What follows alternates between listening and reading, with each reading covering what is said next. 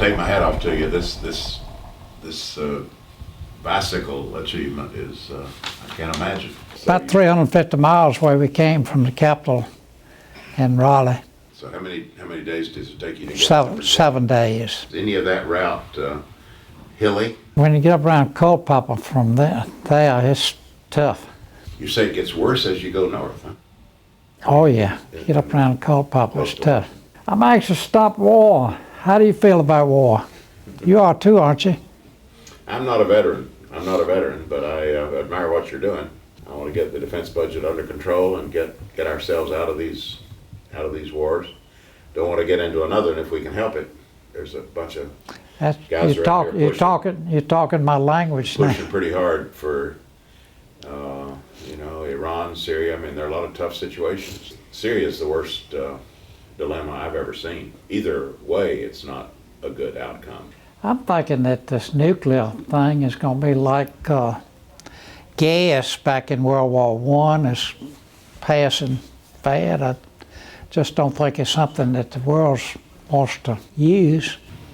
I do think it's dangerous when a country like Iran is determined to get that weapon, and there's two questions. One is, what does that do with countries like Egypt, other countries that feel like they're going to be needing to retaliate, let alone Israel and maybe even Pakistan. I mean, that kind of escalates the whole situation.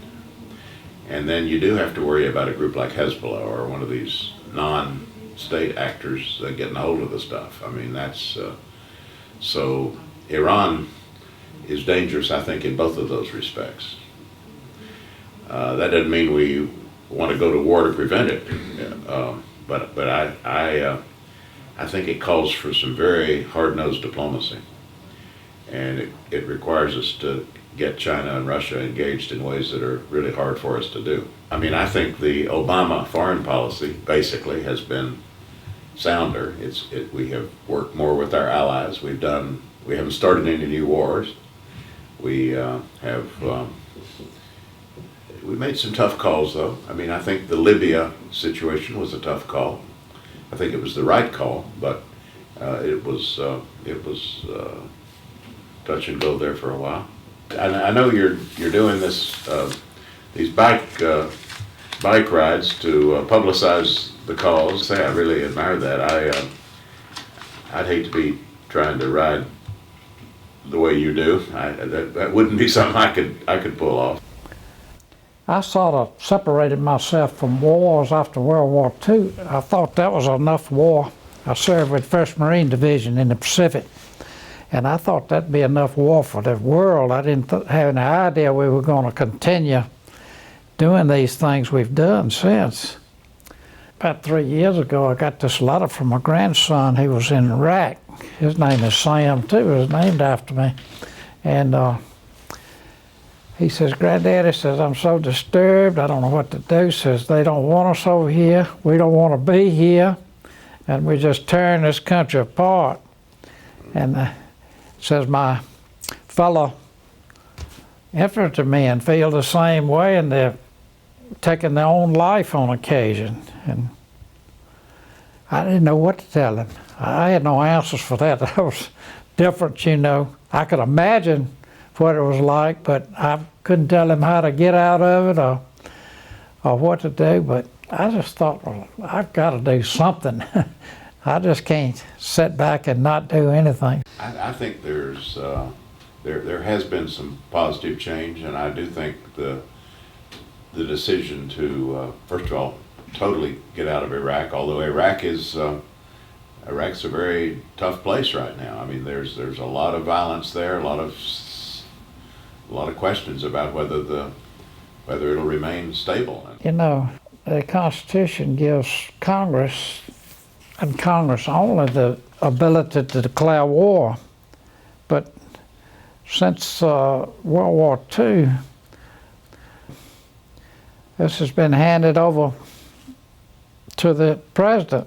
One man is doing the, more or less, declaring a war. Well, you do have this kind of halfway measure, these resolutions authorizing force. You know, we passed one on Iraq, we passed, well, two on Iraq, two different times in Iraq, Afghanistan. So that's kind of like a declaration of war, but it's not, it's not called that. It's called an authorization of the use of force. I voted against both of those in Iraq. I voted for the one in Afghanistan, which was right after 9/11. That was almost unanimous. Only one person voted against that.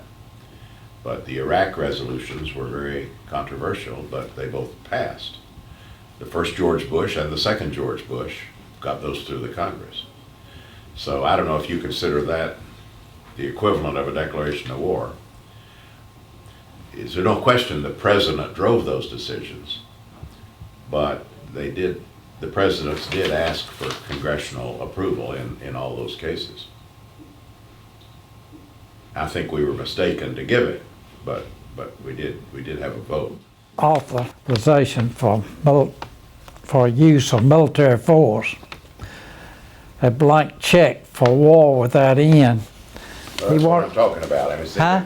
That's what I'm talking about. These authorizations that we've passed are used to, well, Afghanistan one is still used as a justification for what we're doing.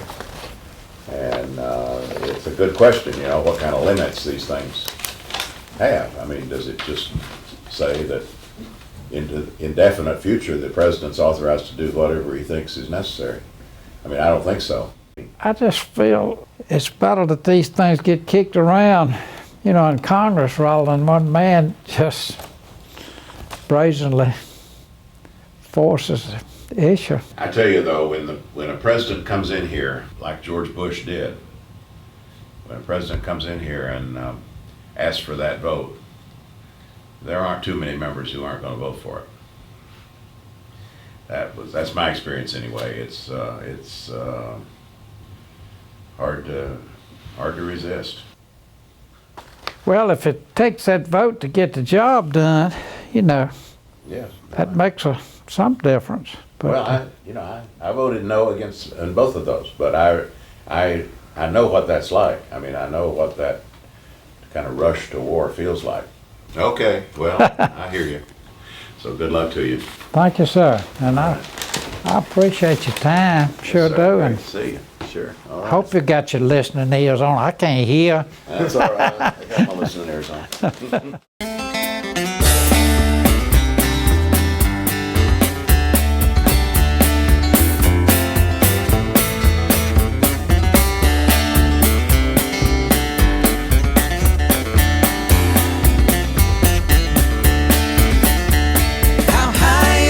Mountain that I've fallen down. How far have I tumbled to be here? How long must I climb to see sweet sun again out of this valley of despair? How heavy is the cross I am bound to bear? How long an uphill march lies ahead? How will I keep my heart from turning to stone? Lift my face to the light instead. How high is this mountain that I've fallen down? How far have I tumbled to be here? How long must I climb to see sweet sun again out of this valley of despair?